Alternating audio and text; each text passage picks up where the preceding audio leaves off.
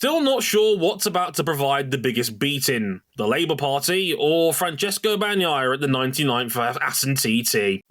Welcome back to Motorsport 101.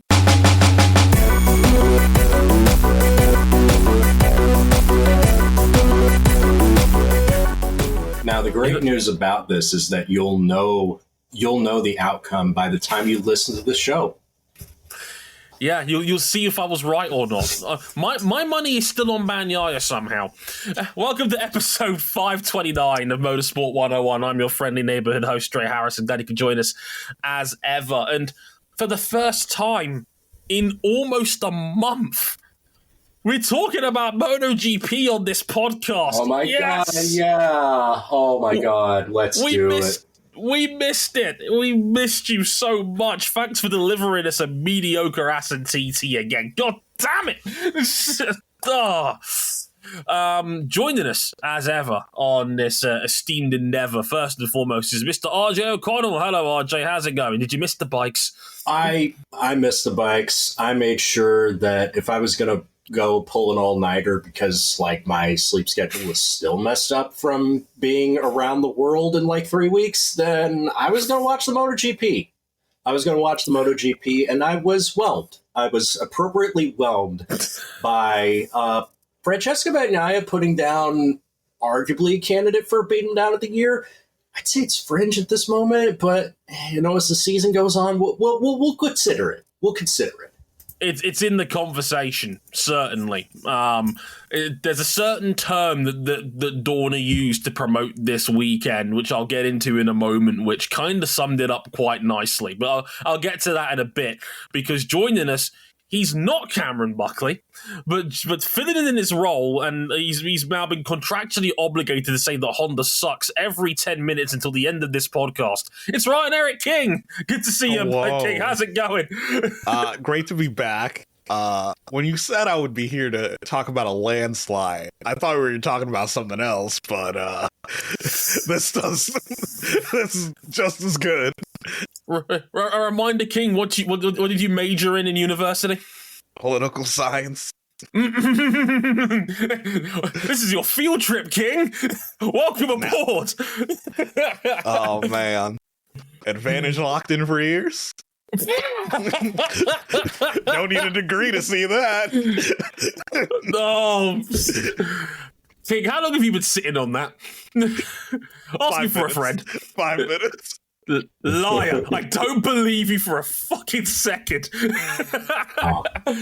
Oh, dear. Good to have you back, King. Also, King, I don't know if you got the memo. This is not the Portland E pre-review. No. I know. Yeah, that was interesting. If you guys ever review that, I'll be up for that. I got some certain insights from me in there. Don't want to... Look, King, we've got time. We've got time. We're not covering Formula E regularly anymore, so if you want to get... got time right now. Unfortunately, I do. So let's consider this an impromptu keeping it 101. What did you want to disclose about your fun time in Portland? I'll leave it to you. It's... we all know them. We all love them. So some of our supporters are paid by them. The Cardiac Cats, Jaguar. You were there courtesy of Jaguar, and oh dear. For those who haven't seen Portland's Formula E weekend, let's just say Nick Cassidy could have pretty much closed out this championship fight with a couple of good performances, and he decided to shit the bed and then shit in it again for good measure. I'm not happy about it. RJ, your man's had one of the biggest Formula E fumbles of all time in the 10 years of this series. I heard. It was Wemmy and Montreal levels of catastrophic, downfall. I mean, are we really about to go into the London finale and let Antonio Felix da Costa, who might be looking for a way out of this championship, to go and win 5 of the last 6, I should say. 5 of the last 7. Jesus. Okay, whatever amount of victories it is like a lot for a guy who like has... he's won 4 out of the last 5. Yep. Which in Formula E is virtually impossible. Like I don't know how the field has effed around this much and let Da Costa just dunk on everybody just to make a point. If his win wasn't taken away at Misano, he'd legitimately be in the title fight right about now. And in post-race talking to him, it's pretty much like, yeah, he's on a hot streak right now, but his teammate Pascal Wehrlein still ahead of him in the championship. Mm-hmm. And the team, and him included, are focused on Pascal first. If he does have a chance at, jumping ahead of Pascal, he'll take it. But Pascal's still number 1 priority at Porsche. Well, they kind of have to, because Porsche still got half a chance of the constructors as well, because they slashed the deficit to Jaguar in half this weekend. It's like I think it's 30-something points rather than 322 to 289. So that's 43 points. If my maths is quickly right there. They've got a shot at the constructors. It's a long shot, but it's still a shot, and Jaguar will find a way to fumble this bag. And they really shouldn't, because this was supposed to be the year. This was supposed to be the one. Is this that Gary Neville quote? This was supposed to be the one that never failed. This was supposed to be the sure thing. and I think before the weekend started, James Barkley told me that, this is the 4th year in a row that they have gone into the closing rounds with a chance at the title. And are they going to choke this 5 years in a row? Like, this is absurd. Please, no. As loyal Mitch Evans fan of the podcast, I will say, first time. We've been here. We know how this story ends. Mitch has Mitched his last bruh again. We'll see what happens. If you haven't seen it, King's got some footage up on his Instagram page. You can go follow him at Ryan Erik King for some more deets on that. 2Ks. There's more actually detailed information on Jalopnik. It'll probably be out tomorrow about the future of Jaguar as a whole in Formula E and as a car company. Cool. So yeah, check that out on Jalopnik if you haven't already, courtesy of Ryan Erik King. He does a very good job there, not only writing his own stuff, but also keeping Bradley Brownell in check. That takes some doing. They don't pay him enough for that shit. So, well done, King, as ever. Do check that out if you haven't already. Do tell him we sent you over here at M101, because we care on this show. So that's fun. But we're going to get into the Assen TT. We're going to talk about Francesco Bagnaia absolutely beating the ever-loving shit out of the MotoGP field at Assen. I mean, it's kind of wild that Pecco Bagnaia has basically 2 of the most iconic MotoGP rounds as the calendar as his 2 staples. He's got Assen literally tattooed on his shoulder. That we should have known, quite frankly. So we'll talk about that, a little bit about Marc Marquez getting dinged with the tyre pressure penalty.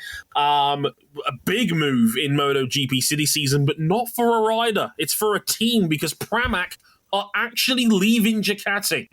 Yeah, that's something enough I would say.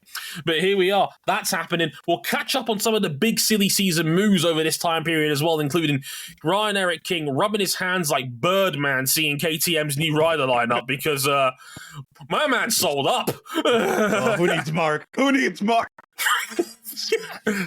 Famous last words there. And a little bit of a bonus topic as well, because it turns out Lewis Hamilton might be about to buy a MotoGP team. Possibly, maybe, allegedly. We'll see. More on that towards the end of the show. But here's the places you can find us. We're on youtube.com/motorsport101. You can watch us on there if you like. We're on facebook.com/motorsport101. We're on Twitter at motorsport_11. If you want to follow our personal handles, you can at Ryan Erik King, that's with 2 Ks, at Dre Harrison 101, and at RJ O'Connell if you want to follow RJ as well. Cam is usually at C Buckley 917. He's too busy trying to flog iPhones this week. We'll see him back here next week for the British Grand Prix review, which is bound to be fun. Also, if you really like us, you can back us financially on Patreon, patreon.com/motorsport101. $5 gets you early access to all of our episodes. $10 gets you in the supporters club of our Discord server. We can listen to these episodes live as they are being recorded. Also, check all those details out and more on our website, motorsport101.com. Check out the blog if you want some extra thoughts from yours truly on said Assen TT, all the latest news from that race and the Austrian Grand Prix and the Norris-Verstappen clash heard all around the world, which now everybody insists was a massive overreaction 4 days later. Isn't that great? It's the big dust the hands off, whoops, are bad. Are you speaking on behalf of McLaren's social media team right now, King? I'm asking for a friend here. No, I'm just in full agreement with my friend and yours, Jake Boxerleg, who was like, yeah, we were right to have this opinion at the time, but now looking back, maybe it was a bit overblown. Yeah. I love JBL for that. Like he's now my colleague over at Autosport, and all I'm saying is West London stand up. Acton meets Greenford, motherfuckers. Let's go. He talks, I produce his podcasts. We move. Let's get into the Assen TT right after this.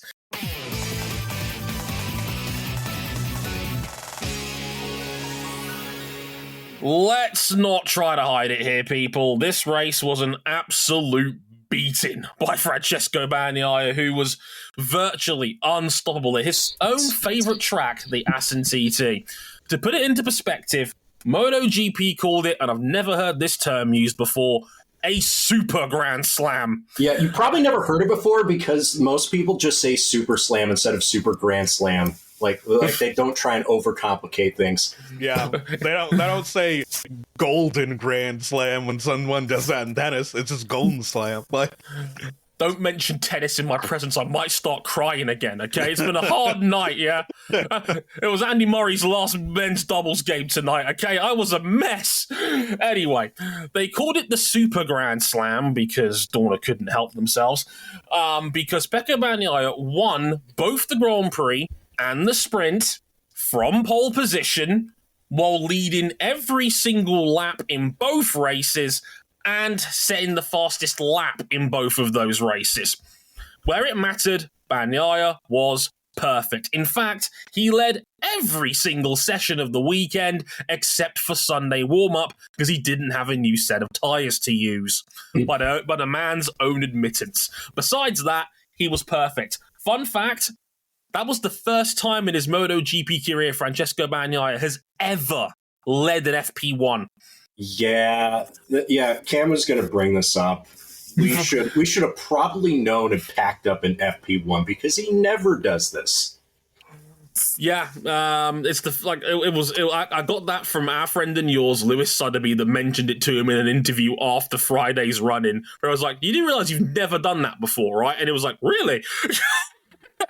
He didn't even know. For those keeping score at home, Francesco Bagnaia's 94th Grand Prix weekend in the top flight. It's the first time he's ever led an FP1, and it showed because, it was a beat him down for the ages. Jorge Martin would finish both races, the sprint and the Grand Prix, in second place, so only minimal damage to the champion. He only lost 8 points in the end. Enea Bastianini was third in the Maverick Vinales was third in the sprint, and Enea Bastianini was third in the Grand Prix. So yes, GP24 1, 2, and 3 for the second round in a row. Also, fun fact, first double doubles, I like to call it. First time someone's won the sprint and Grand Prix double in back-to-back weekends since we brought in that rule change. Championship lead down to just 10 points between Bagnaia and Martin as we are quickly approaching the summer break in MotoGP. It's not a million miles away. I think it's right after the German Grand Prix this upcoming weekend. I mean, gents, you guys have all watched it. I mean, what more can you say besides that was just absolutely impervious riding from Bagnaia? No complaints here. If you are a Francesco Bagnaia fan, even more prevalent is just like, the GP24 is the bike to have. Marquez, listen, he tried. He tried before getting the tire pressure penalty that dropped him from 4th on the road to 10th the final classification. Tried, just couldn't keep pace with the leading trio of Pecco, Martin, and Bastianini. Martin tried. Bastianini tried. it just wasn't enough. Yeah, it's more clear here than at other venues that no matter how good a rider you are, if you are not on that GP24, you don't have a real chance. You need things to fall your way if you're on an inferior bike. You that's the only way you're going to get a look in normal conditions, with everyone being able to go from, lights out to the final lap. You don't stand a chance. It was fun while it lasted. I literally mentioned this in my blog. I was like, I hope you enjoyed the Marc Marquez title challenge for that first 6 races of the season when he was in fighting range, because Ducati's not going to keep developing their 23. That's last year's machinery. They're only going to keep pushing the 24 forward. And it's only going to get faster and faster. We mentioned it when we did the Marquez moving to Ducati podcast. That's a base standard 23 that rolled off the factory last year. And if we actually saw on Twitter, it turns out the bike that got the upgraded 23 parts was Fabio Di Giannantonio, not Marc Marquez. They gave Digia more parts, and he ended up more competitive than he normally is. So he inherited the 4th place that Marquez left behind. Exactly. So he inherited 4th after Maverick Vinales got caught cutting the final chicane on the final lap and had to drop a position because of that track limits rule where if you breach them on the final lap, it's an automatic position drop rather than the 5 limit ruling that we normally get in the sport. But yeah, I mean, I'm going to be a bit of a homer here, he says as he records his podcast in a Marc Marquez t-shirt. It's hard not to miss Le Mans and Jerez when Marquez was able to bridge the gap on the 23, but that just looks more and more like that's not going to happen anymore because this 24 is shellacking the field. It is. People wanted to deny that this bike wasn't like 2 or 3 tenths a lap faster, and it's becoming more and more evident that like the 3 relevant riders on GP24s, sorry, Frankie, are in another league at the moment. Bastianini's late race pace. I mean, he struggles at the start, but the way Bastianini carved through that second group of Maverick, Di Giannantonio, Marquez, like Pedro Acosta was in that group too. It was a ninja just scything through that field. I mean, they're in a different league right now, and that might be the best and worst thing to happen to this season, because not only has that happened, have you noticed very quietly that Francesco Bagnaia has won 4 out of the last 5?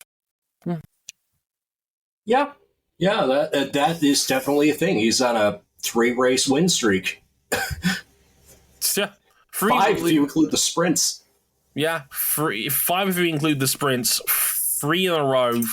4 out of the last 5. And it doesn't feel like it, only I think because Martin's pretty much followed him home in every instance. Like, it's those 2 and then it's everybody else right now. Bastianini's too slow for the most part of the start of races. Marquez is trying, but like it's quickly becoming a 2-horse race here again. And Marquez dropping down to 10th because of the tyre pressure. I mean, King, did you see that when Marquez actually got out of the way intentionally and let Di Giannantonio pass him because he knew they were close on tyre pressures? Shit was wild. Yeah, it's that we all sort of knew in the back of our minds that this was a possibility when they introduced this rule. We just never seen anything like this before, where a rider actively had to let up to keep their pressures under control. And it's funny because he still got clocked, and it's not in the script, but I'm going to talk about it a bit anyway. Like, after the race, he spoke to the media, and it turns out, because the rule is you have to be within the requirements for 60% of the race rather than 50% this year. They changed that to avoid riders getting disqualified for breaking that rule. As a compromise, but he went 1 lap over and by 0.01 bar. And it was the lap he was pushed off wide by Enea Bastianini, dive bombing him at turn 1. If anything, Marquez might have low-key exposed a market inefficiency when it comes to this rule, because if you're bumped off the road and your tyre pressure goes illegal, is that on you? Like, it's...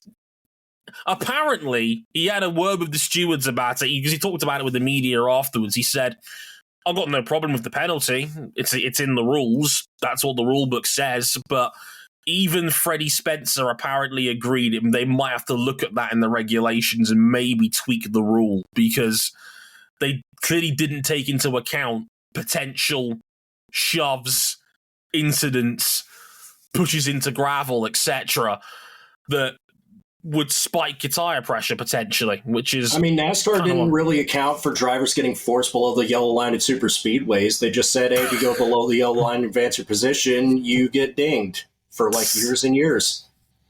And this time you get to keep it, etc. See, I knew that reference.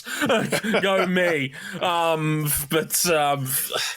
mean, King, is it something that they can... I mean, you know your regulations for motorsport better than most people. Is that something they should be tweaking or accounting for going forward? Because it seems a bit of a potentially grey area on this one.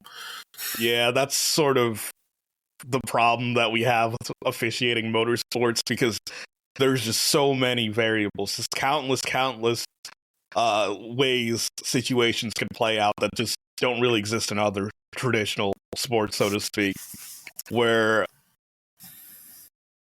generally in other sports where, say, you have to finish with certain components in your car or things like that, there's always that loophole inserted in where it's down to steward's discretion. And while you allow that leeway, allowing more leeway into the system creates more opportunities for inconsistency. So you run into that problem where fans don't want to see people get disqualified off of something that was out of their control, but they also want the rules to be applied consistently. Good luck juggling that one in this damn sport, because like MotoGP might be the biggest offenders in being inconsistent with its rulings in the last year and change. I mean, let's not forget, King, we were going to disqualify dudes for breaking this rule until the Thursday before the season started. It was a last-minute call where it was like, okay, we won't disqualify you. We'll just up the regulation a bit, and we'll give you a 16-second time penalty if you fail. Fair? And I was like, all right, fair. It was like the owners and the players coming together to stop an NBA lockout at the last minute. It's just like absolutely wild scenes. But I mean, there's not an awful lot more to take away from Assen's TT than that, if we're being completely honest with you. It was a completely dominant showing from Bagnaia, and going into Germany, where we actually had a Bagnaia-Martin fight last year, we could easily get the same again this year. That would be a fascinating fight. But right now, Bagnaia is looking pretty impervious, which is a scary thought for everybody else in the field right now. Although, even for Mark, who basically, this is one of his 3 home tracks. He's won here 11 times in his career across the 3 classes. He's an 11-time winner at the Saxon Ring. And even he is like, I'm probably not winning this weekend.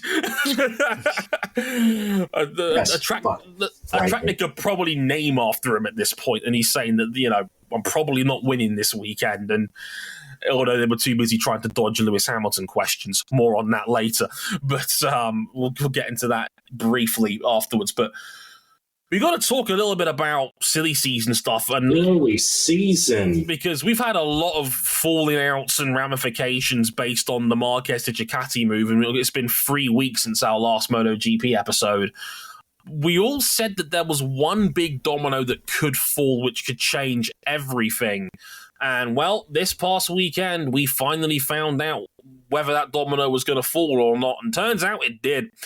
Because Yamaha announced on Saturday a brand new 7-year partnership with the Pramac racing team.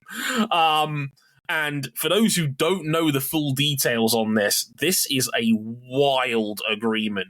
This was apparently Lynn Jarvis's final deal he summed up as Yamaha director after, I think, 26 years managing that team.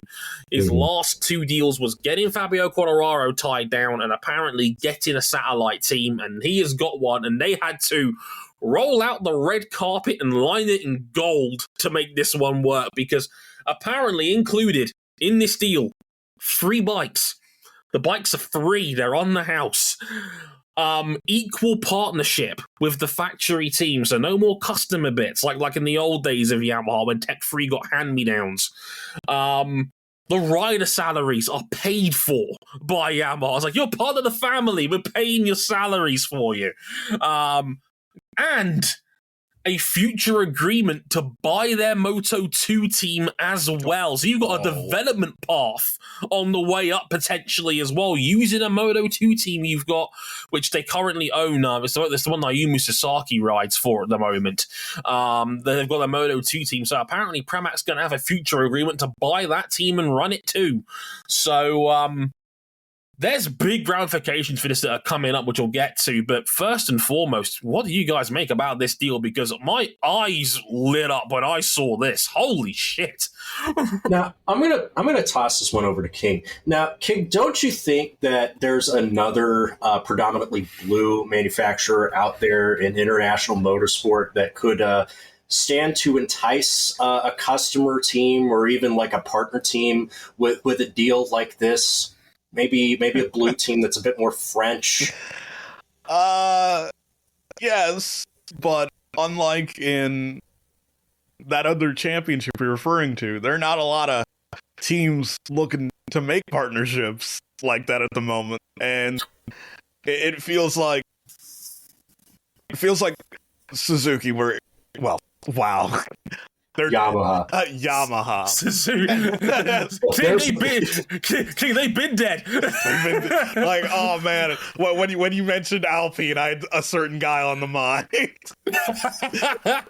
I wonder. But yes, with Yamaha, like, this was always going to be, no matter what team Pramac picked, as long as it wasn't Ducati, it was a net gain for them, because you take one satellite team away from them. But you need at least one satellite team to help with development. You need to be in a situation where you have as much data coming in as possible, and that just simply says more running, more bikes. And yes, you want as many of your bikes on the grid to be up to date, the current bike, as possible, but Satellite's going to want more than that nowadays with the Ducati Armada going around the track. It's like, do you want to be a Yamaha partner, or do you want to win? I think that was like the snap reaction from everybody when it was first floated out there, and since it's been announced, it's like, well, if you like this era, Pramac racing, winning races and challenging for titles, well, say goodbye to that. Cool. At least in the short term. Well, for me, it was pretty much a known fact from the end of the last off-season that Jorge Martin was not going to stay beyond 2024. And the moment you lose Jorge Martin, you're not winning a championship, because he's the only proven guy in the last year that can really give Bagnaia a proper run for a championship. And, well, Ducati did not care about the personal relationships they had with Martin or Bastianini, because they're now gone. Like, I don't think people have fully, taken on board that Ducati have pretty much sacrificed their entire floor to bring in Marc Marquez. They've lost a customer team, they've lost two dudes who was either a championship runner-up or a third-place finisher in the championship for the last 2 years. In Bastianini and Martin. They're all going for Marc. They better be right about this. I mean, for me, Yamaha had to do this. Yamaha had to essentially overpay to get, because who else would be taking their bikes on? They tried VR46 earlier in the year, and Uccio politely told them to fuck off. Valentino wanted them on the grid, but Uccio was like, no, Valley, we know you're a Yamaha ambassador, but we're not doing this. I like winning. They promised to be a 25 and Fermin Aldeguer if we don't quit. Aldeguer is probably the other factor that's pushing all these dudes out. Yeah, because the thing is with MotoGP and the relations between the factories and the satellites, it's about not only managing those relationships, but managing expectations. And when teams get to a certain point up the grid, they're going to want current equipment. They're going to want equipment that could win. And Ducati can't promise that to everybody. And eventually, another factory is going to pry someone out of that camp into theirs because they could give equipment that can compete, maybe not for wins, but certainly be head and shoulders better than year-old Ducatis. I mean, if you're going to hedge your bets anywhere else in this race, Yamaha is probably the place to go because Aprilia had already loaned themselves out the track house. KTM's had their 4 bikes. They wanted to have 6, but Dorna told them again politely to fuck off. It's like, we have these seats for BMW, not you, basically.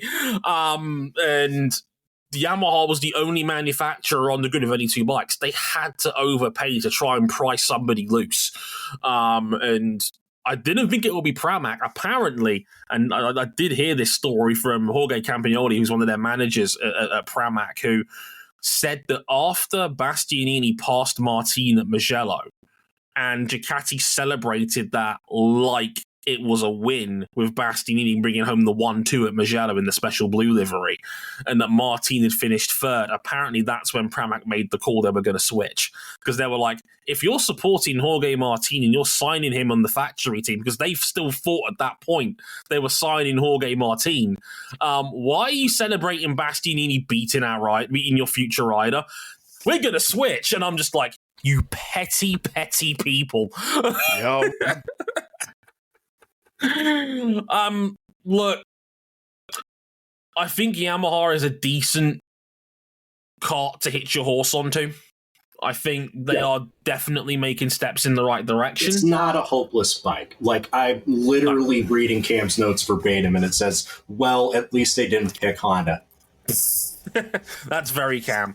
But we've also got a brand new 2027 regulation book to think about it. And you got to remember, with a 7-year agreement in place, that means 5 years under the new set of regulations for whatever Yamaha brings to the table. If Yamaha knocks us out of the park with the under 50cc bikes, this overpay could at least break even.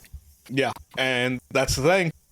You enter that new regulatory era with essentially 4 factory bikes. Cam refers to, Pramac being factory 2, and you enter that with long-term agreement with these teams. And if the agreement is long-term, you're going to develop a relationship with their engineers at those teams, and effectively, they're going to become an extension of the factory squad.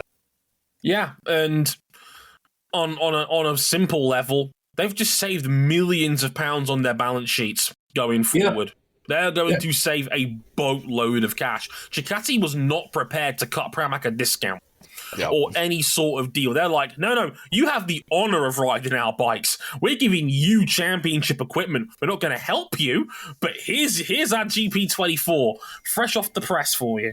So, this was always going to be, for me at least, a situation where I don't think Pramac was going to win without Jorge Martin. So I think they might as well gamble at this point and take the Yamaha project, take all those balance sheet savings, and hopefully, with Yamaha's help, get themselves back up the field into the future. I think that was always the way to go, especially once they found that they were losing Martin. It was like, Martin's the sort of guy where he's good enough where you can go, okay, maybe you stick around because you might win a championship with him. But with him gone and the inability to sign anybody else to replace him, it was always going to be a tough sell after that. There'll be short-term pain for Pramac, potentially, but long-term gain is always there. And plus, you're already getting at least a rider, because I think it's now time to talk about Silly Season Part 2, because we haven't had a MotoGP episode in a while. We need to catch up on the moves that happened after Martin to Aprilia and, of course, Marquez to Ducati. Because since then, both Maverick Vinales and Enea Bastianini have signed for KTM Tech 3. It's not Gas anymore. It's KTM Tech 3. So rebranding. another rebranding, another, I would say, Factory 2 situation. Yeah, rebrand in the fact that they used to be KTM Tech 3, became Gas to try to promote those bikes. Then they realized maybe it's not the best way to brand Tech 3.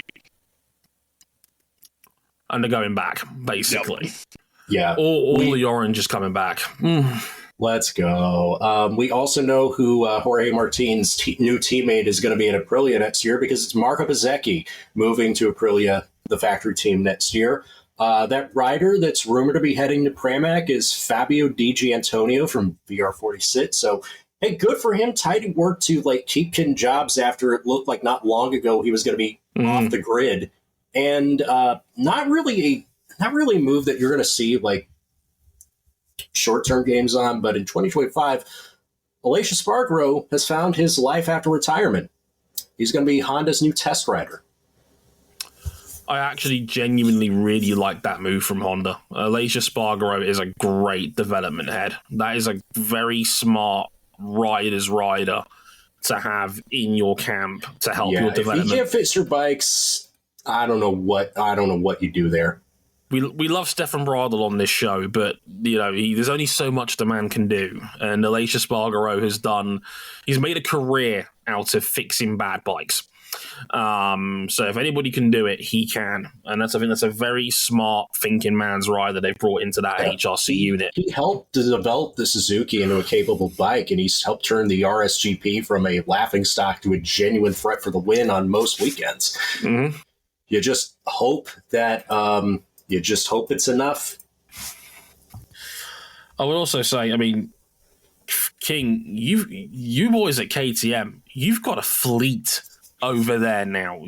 Maverick Vinales is now your floor. That's scary to me. The talent you've got under your arsenal. What's your excuse going to be if you don't win races next year? I don't know.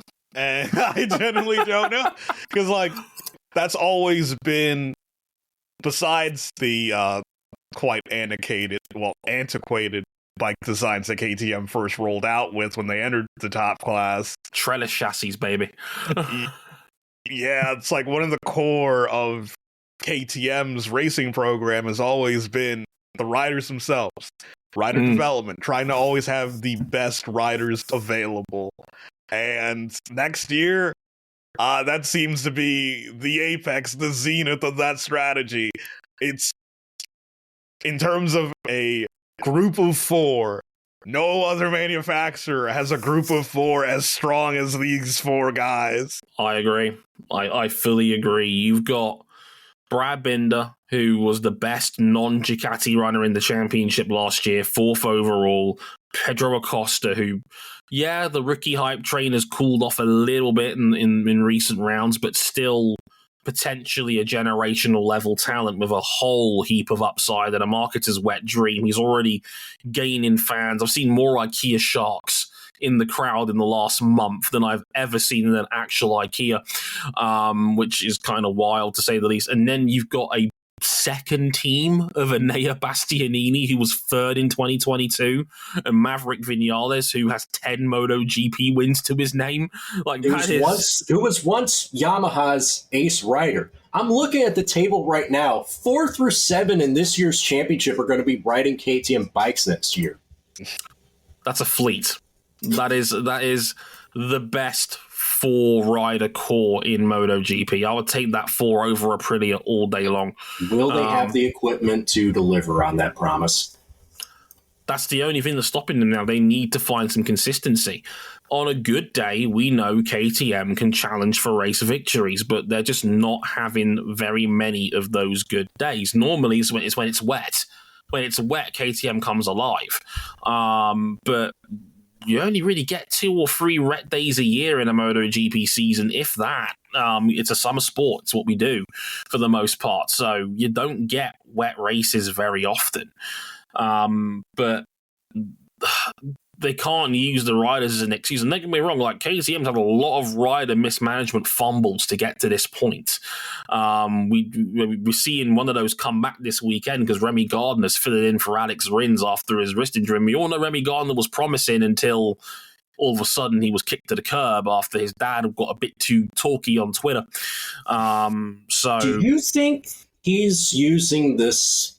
I mean, every sudden appointment like this is an audition. Do you think he sees like 3, potentially at least 2 open seats within the Yamaha camp next year, thinking, I want one of these? Maybe. I think the way people are talking, I think Pramac are eyeballing Sergio Garcia, who is leading the Moto2 championship right now, and potentially. Not the golfer. Not the golfer, of course. We can now make these jokes more often now because he's actually really good in Moto2 now. But he's in his own title fight with his own teammate, Iagura, because the Boscanoros are whipping that arse over Kalex right now. They've won 10 out of the last 11 Moto2 races dating back to last year.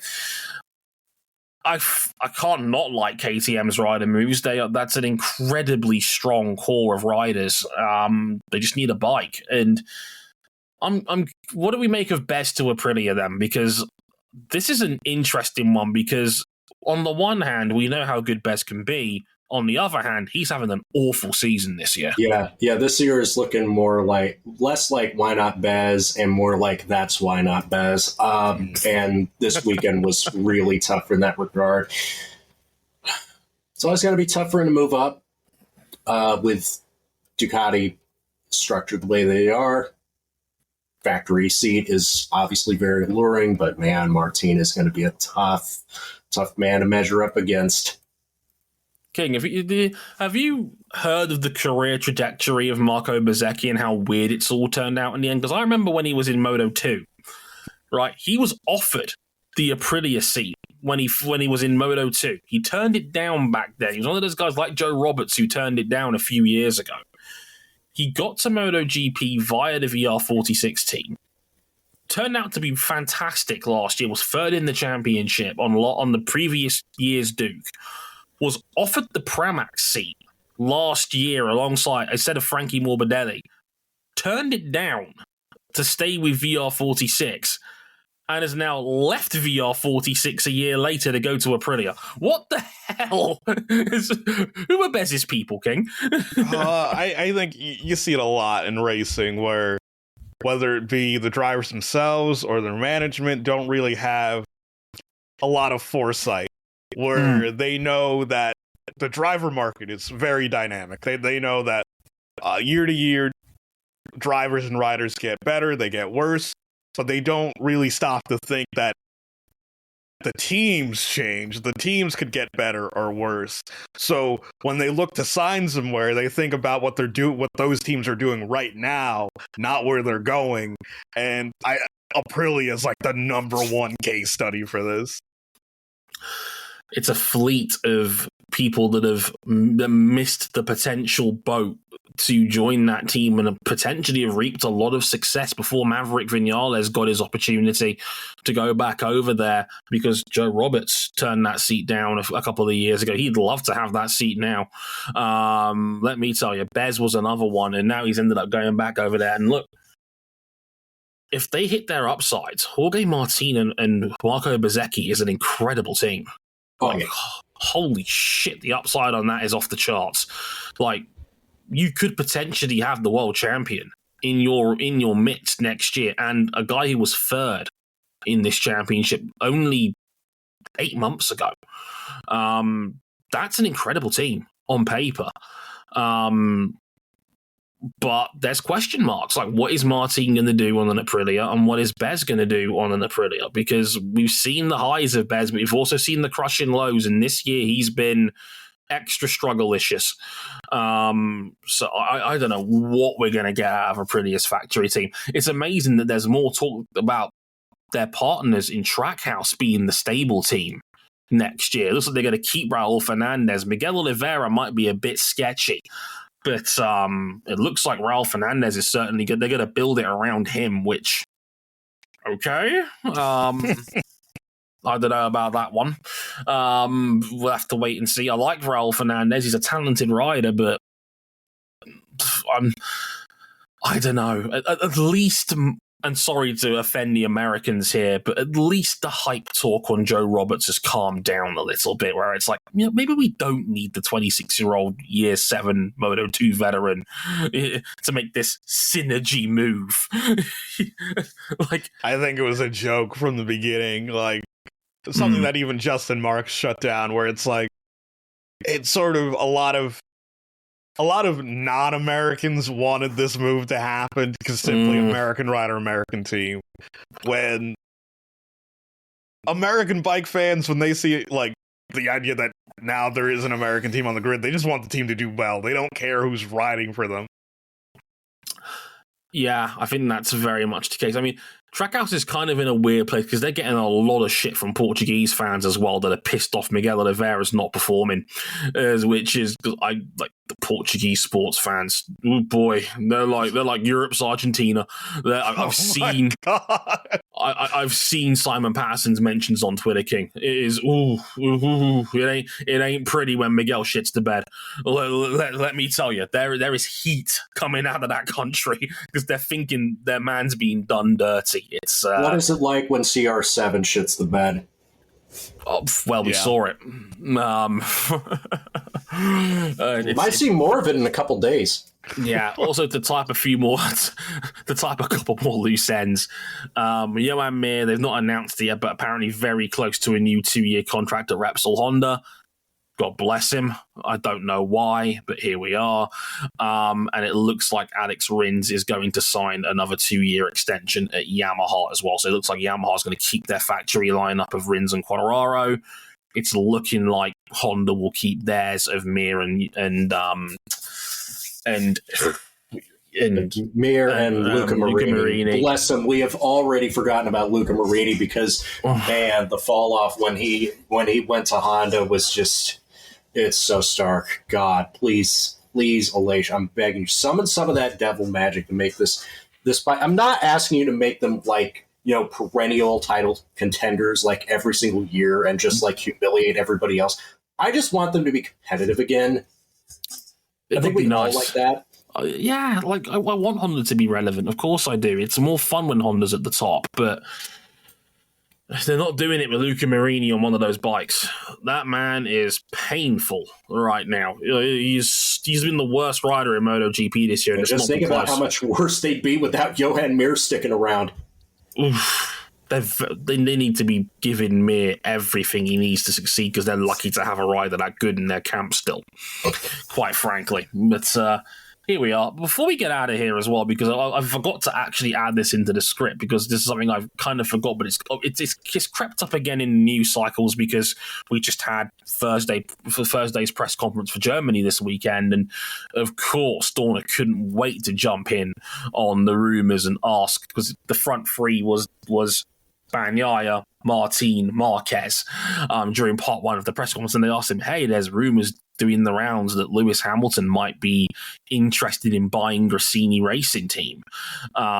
What do you guys think of that? And of course, they were all like, oh, we'd love this.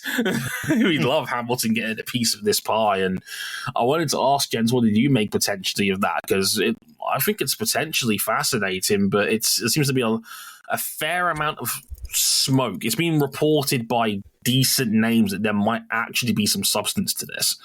Yeah, and Hamilton's already downplayed this in the Thursday press conferences leading into the British Grand Prix for cars. I don't know.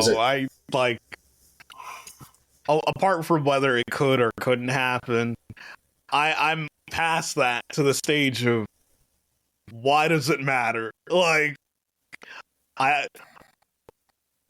How much of an impact will Lewis Hamilton buying a team actually have to the sport as a whole? I don't see many Hamilton fans convert to becoming Denver Broncos fans when he took up an ownership stake in that team. I mean, have you seen the Denver Broncos? Yeah. In their current state? What? X44's Extreme E team no longer exists, and they went away with literally no fanfare, no complaints, no at all. It's like they just faded into obscurity. It's something that could help Lewis's bank account Sure. Besides that, I don't think it'll have a bigger impact on the sport. I don't think we'll see an influx of fans into MotoGP if this does even happen. I don't think so either. Like, the more I think about it, the more I'm thinking this is just a vanity move for Lewis, just to say he has something cool on his... It's like when entrepreneurs with more money than sense want to have the cool brand name on their portfolio. It's like, oh, I own 2% of Nike or something crazy like that. For me, the numbers I've heard are kind of wild. I mean, allegedly, it's around 10 million euros to buy this team, which, yeah, Lewis could easily afford that or have some sort of consortium come together and afford that easy. It's not a huge amount of money for an independent team. But bike fans and F1 fans are generally very separate. Like, not many people watch both, in my opinion. A lot of people just don't watch bike racing because they just think it's too much, which is understandable, of course. Like you said, King, like, Hamilton was one of the first, what I like to call celebrity owners of a sports franchise, who it's basically like an influencer deal. You buy a very small fraction of a sports team in exchange for a bunch of PR and occasional like promotion work for them, and you get a slice of the pie for a discounted rate, like Tom Brady at Birmingham City, for example. It goes back to that other blue factory team in another major world championship. Yeah, because they did that with a bunch of other celebrities, and generally the way I saw it play out at Alpine is the way I've seen it described elsewhere on certain other podcasts about ownership stakes in certain franchises, say in the NBA, in say the Minnesota Timberwolves, where basically, yes, you own a stake in the team, but you're not the owner. But that stake asserts, certain privileges to it. You get, say, guaranteed luxury seats at games. Obviously, you could eventually sell that stake for a profit later on. Or Glenn Taylor can just kick you out and say, actually, it's not for sale anymore because I see my team getting close to championship. That's true. And it's a nice thing to have. It's different for certain people, and I don't think Lewis Hamilton's at the point of his life where he would be there day to day helping manage a team. If it was that scenario, I'd say that, yes, this is a massive deal for MotoGP, but it's not that. It's a nice thing to have in his portfolio, but I don't see Hamilton magically rolling up in a MotoGP. This is a guy that's just signed a 2-year deal to stay with a brand new Formula One team and a big one at Ferrari. You assuming Hamilton at least sees out that contract. He's going to be there till his age 42 season. Like, you're not going to be getting Hamilton rolling up at these Gresini on a weekend because MotoGP's calendar is like 70% crossed over with F1s. There's only so many weekends to go around. Like, Hamilton isn't suddenly going to make a bunch of people watch MotoGP. I mean, let's not forget. The easiest comparison I'd make, there is not that same groundswell of support for Team VR46 as there is for Valentino Rossi himself. No. People don't care about Bez and DG Antonio or potentially Morbidelli going over there on the same level because Valley is Valley. And Valley's not there every week. Like, he's there every other week, maybe, but even still, like, he's not. Like, you're not seeing people... Have you seen a huge fleet of VR46 t-shirts in the MotoGP crowd? No, it's the big ones. It's Bagnaia, it's Marquez, it's old Rossi gear from when he was there, still riding. You're not seeing a bunch of Bez supporters rolling around. So no, I completely agree. And let's not forget, the real kicker here, Gresini's about to lose Marc Marquez. Like, the Marc Marquez is the one MotoGP rider that is a genuine needle mover. Maybe not like Valley was in the day, but he's the biggest star in the sport now by miles. People don't fuck with Bagnaia like that unless he's in Italy. Yeah, and Sana, circle back to the point we were making where it's like we're expecting that same groundswell of support that Lewis Hamilton has in F1 to somehow not only cross the barrier over to MotoGP, but also cross that barrier from actual competitor to team owner. I think that groundswell of support is just like following Valentino Rossi to his day job of driving BMWs. Yeah. People are way more excited for that than VR46. Yeah, so true. That's actually the more you. Yeah, I saw people were mobbing Valentino at Le Mans this year when they were doing autocross because Rossi is arguably still pound for pound. They just came for him. Yeah, in every sense. So yeah, it's. Hamilton's not like that, and I like King. Have you bought any non-alcoholic tequila lately, by any chance? No, I have not. No, didn't think so somehow. No, and if I'm going to be real for a minute here, if this is true, Grassini, a bit of advice. Maybe don't appropriate the man's hair on social media by photoshopping it on all your staff. Not a great look. Tone deaf, real tone deaf. Yeah, it was gonna bring me to like another point. Like, even if Lewis Hamilton is not like hands-on, do you think like even some hands-off influence from him? And I also know we should not be putting like bettering the paddock culture on one or two people at a time. But do you think even that could help make the MotoGP paddock a better, more tolerant place to be? No. Yeah, because like blunt. The only way, because when it comes to sporting competitions and initiatives, movements like that literally have to come from like a massive groundswell, like the NBA, where it's a black majority league. So it's easy to get all the players on board for a shift like that. Or it needs to come from the top down, where leadership of the series firmly wants this to happen, and neither is the case in MotoGP. No, I've been one of the few people that's been very vocal about this. I stand by what I said last year when I was covering Silverstone, the British Grand Prix for the race. I was the only black man in their media room. They have a crippling lack of diversity. We got to remember, we are dealing with a Spanish-based championship with a lot of Italian influence. And unfortunately, when it comes to the world of sports, their countries have horrible reputations when it comes to dealing with racism. Or, and more specifically, not dealing with racism. Having Hamilton in the paddock is not going to suddenly magically fix those problems. And if Grassini was anything to go by with that rumor in their back pocket and they did that, what does that tell you about the state of play? Oh.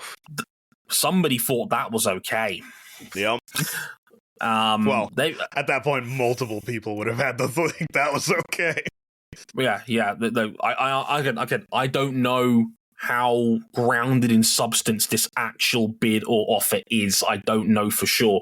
But if there is a firm offer in place from Hamilton to buy this team, I sincerely hope that what's just happened on social media with their team hasn't gotten through to the Hamilton camp yet, because if it has, that might be a genuine deal breaker, because we know Hamilton is a very principled man when it comes to these matters. Ask him what he thinks of the Andretti family before you want to crack on about things like that. So for their sake, if they are seriously considering selling this team, I sincerely hope that their social media manager hasn't jeopardized it for them, because they are a fun team. They are a likable team. I find it disappointing that they felt like they had to go so far, but to lean into these rumors with a culturally inappropriate joke, and disappointingly seeing both their riders in the comments laughing at it. They can do better. They can all do better. And if you guys are hanging on to a miracle that Hamilton's going to suddenly come over and fix that, then I don't know what to tell you, but you're going to be disappointed. Unfortunately. Big weekend coming up of motorsport coming up this next time by. We have the big one for Formula One, the British Grand Prix. Rumored over 450,000 expected over this weekend. I thought that race wasn't selling out because of Max Verstappen dominance. And yet, most of the tickets are still sold out. They might not sell out, but they're still going to have a stupidly high attendance. Do not get it twisted on that one. So F1's British Grand Prix. Will we get Norris Verstappen too? Who knows? We'll have to wait and see. MotoGP's German Grand Prix this weekend as well. The Saxon Ring. Can Marquez somehow make it a dirty dozen of wins at that track against Francesco Bagnaia, who is the hottest man in world? Is Cam would say he's hotter than fish grease at the moment. We'll have to wait and see how that goes down. And a moment of history for our friends at IndyCar, their first ever hybrid powered race at Mid-Ohio this weekend. Big fan of James Hinchcliffe giving away that he's driving the car as a practice this weekend, and almost got everybody on Twitter to have a heart attack when he said he was taking over the 66, which I thought was very funny. Well played, David Hinch. Lucas just got here. Grand opening, grand closing. How very McLaren of your Meyer Shank. Wouldn't put it past him on that one. More on that next week, because we may have heard the news that Alex Rossi is not going to be a McLaren driver for too much longer. More on that on our IndyCar episode next week. So an absolutely heaped weekend of motorsport coming up. I can't wait to get into some of this next week. So at least 2 shows, probably 3. We'll have to wait and see how we go. But yeah, British Grand Prix, German Grand Prix, IndyCar in Mid-Ohio with hybrid power. Looking forward to all of that. Yeah, places you can find us one more time: YouTube, Facebook, Motorsport 101, Motorsport_101 on Twitter, and Motorsport 101 Pod on Instagram, at Dre Harrison 101, at RJ O'Connell, at Ryan Erik King on Elon's failed business investment, motorsport101.com on the website, of course. And if you really like us, you can back us on Patreon, patreon.com/motorsport101. I've been Dre Harrison. They've been RJ O'Connell and Ryan Erik King. Until next time, thank you very much for listening, and we'll see you next time. Sayonara. Later, y'all. Bye.